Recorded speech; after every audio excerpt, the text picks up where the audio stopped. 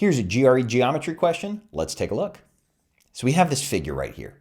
In the figure above, the largest shaded circle, so that one on the outside right there, has a diameter of AC. Two circular areas with diameters AB and BC are removed from the shaded circle. So we have a circle right there and a circle right there, and that is the diameter of the first one. That's the diameter of the second one.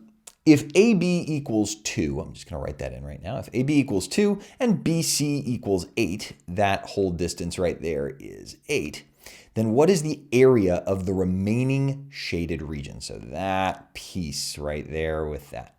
Well, on these types of geometry questions, it really is just solving by exclusion. So what we want to do is solve for the overall area of this big circle and subtract out the pieces that we don't want. That is the area of the medium and the area of the small circle. So what is the area of the big circle? Let's start with that. I can tell that the diameter is equal to 10.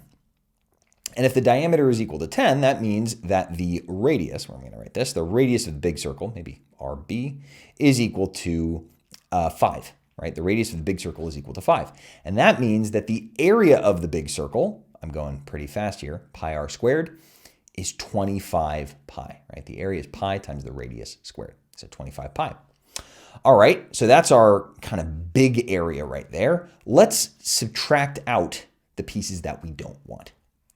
The area of this circle is what? Well, I know that the diameter is 8. That means that the radius of the medium circle is 4, and that the area of the medium circle then is going to be 16 pi, right? 16 pi.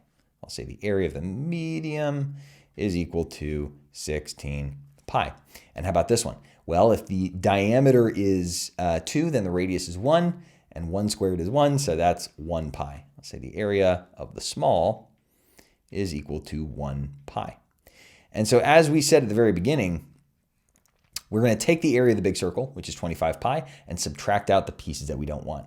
25 pi minus 16 pi minus 1 pi ends up giving us 7 pi. Oh, excuse me, not 7 pi, 8 pi. Caught myself at the last minute there, right? Because 25 pi minus 17 is 8 pi. So correct answer here is D. For more GRE tips and tricks or to sign up for my online course, follow the link on my profile.